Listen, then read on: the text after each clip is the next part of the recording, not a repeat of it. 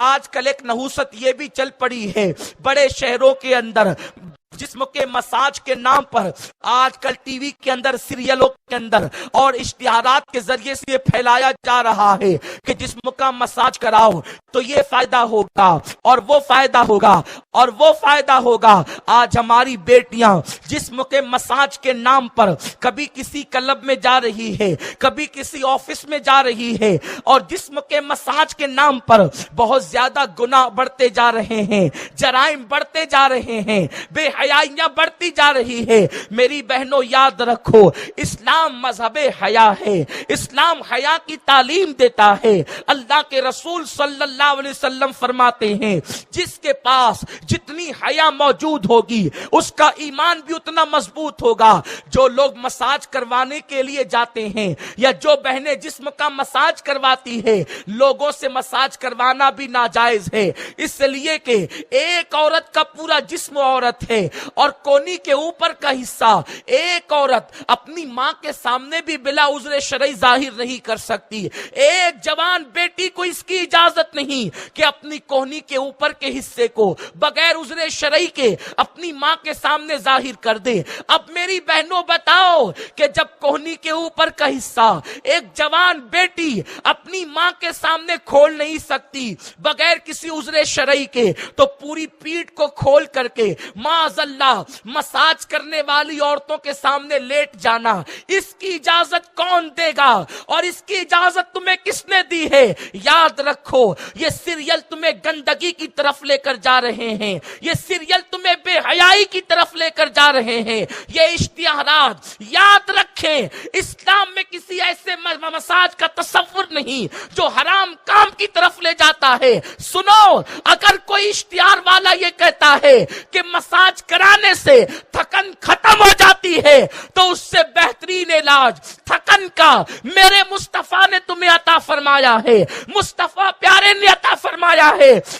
وہ علاج کیا ہے؟ اللہ کے رسول صلی اللہ علیہ وسلم کی مقدس بیٹی جسے دنیا سیدہ فاطمہ کے نام سے جانتی ہے، چکی اپنے ہاتھوں سے چلاتی ہے، پانی اپنے ہاتھوں سے بھرتی ہے۔ اللہ اکبر، پانی کا مشکیزہ اٹھاتے اٹھاتے سیدہ فاطمہ کی پیٹھ پر اللہ اکبر مشکیزے کے نشان پڑ گئے ہیں۔ چکی چلاتے چلاتے ہاتھوں کے اندر چھالے پڑ گئے ہیں۔ گھر کا کام کرتے کرتے حضرت فاطمہ کے ہاتھوں میں چھالے پڑ گئے ہیں۔ ایک دن سیدہ کائنات سیدہ فاطمہ الزہرا سلام اللہ علیہا سے مولائے کائنات علی مرتضیٰ کہتے ہیں، فاطمہ جاؤ اور جا کر کے تمہارے بابا جان سے کہنا کہ وہ کوئی کنیز تمہیں عطا کر دے، تاکہ وہ کنیز کام کے اندر تمہارا ساتھ دیا کرے، تمہارا ہاتھ بٹایا کرے۔ اتنا سننا تھا، سیدہ کائنات سیدہ فاطمہ سلام اللہ علیہا میرے آقا کی بارگاہ میں جاتی ہے،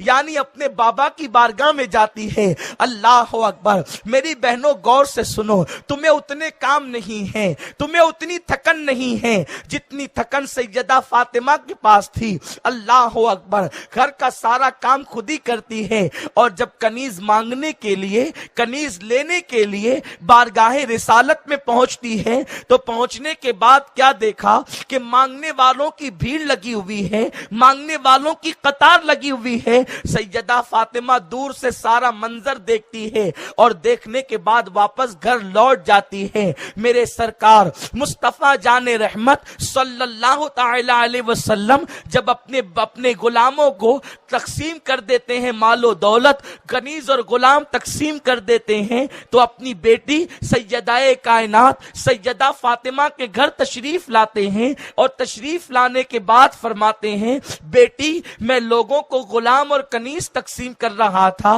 میں لوگوں کے درمیان مال تقسیم کر رہا تھا، تو اس وقت میں نے دیکھا کہ تم میرے پاس آئی تھی لیکن تم ملاقات کیے بغیر واپس ہو گئی۔ تو سیدہ کائنات سیدہ فاطمہ سلام اللہ علیہا عرض کرتی ہے، بابا جان میں آئی تو تھی لیکن بھیڑ دیکھ کر میری ہمت نہ ہوئی، کہا کہ میں کوئی سوال کروں۔ آقا نے فرمایا، بیٹی کیوں آئی تھی؟ میرے سرکار سرکار سے عرض کرتی ہے سیدہ بابا جان میرے گھر میں کوئی غلام اور کنیز میرا ساتھ دینے والا نہیں ہے، اس لیے علی نے مجھ سے کہا تھا کہ بہت سارے غلام اور کنیز آئے ہوئے ہیں، تمہارے بابا سب کو تقسیم کر رہے ہیں، تم جا کر کے کچھ کنیز اور غلام مانگ کر کے لاؤ، اسی لیے میں آئی تھی، لیکن لوگوں کی بھیڑ دیکھ کر میری ہمت نہیں ہوئی تو میرے سرکار نے فرمایا بیٹی فاطمہ ابھی تو احد اور بدر کے یتیموں کا حق باقی ہے، میں تمہیں کیسے یہ غلام دے سکتا ہوں،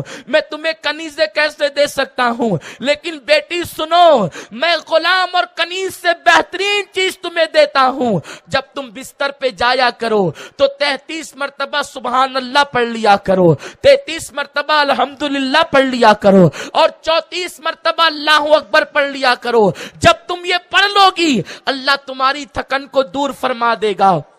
اے خاتون جنت کی کنیزو، یہ سبحان اللہ الحمدللہ اللہ اکبر پڑھ کر تم دنیا کی تھکن کو دور کر سکتی ہو اور آخرت میں اپنے لیے ثواب کا ذخیرہ اکٹھا کر سکتی ہو۔ یہ مساج کی بے حیا رسمیں، یہ مساج کا گندا ماحول، یہ مساج کے گندے تصورات تمہیں گناہوں کی طرف لے جائیں گے، تمہیں جہنم کی طرف لے جائیں گے۔ اور سن لو جب تمہیں جہنم کا دردناک عذاب دیا جائے گا تو تمہارا مال اس عذاب سے تمہیں بچا نہ سکے گا، تمہاری اولاد اس عذاب سے تمہیں بچا نہ سکے گی، تمہارا شوہر تمہیں اس عذاب سے بچا نہ سکے گا۔ جس کو اللہ عذاب دے دنیا کی کوئی طاقت اسے اللہ کے عذاب سے بچا نہیں سکتی۔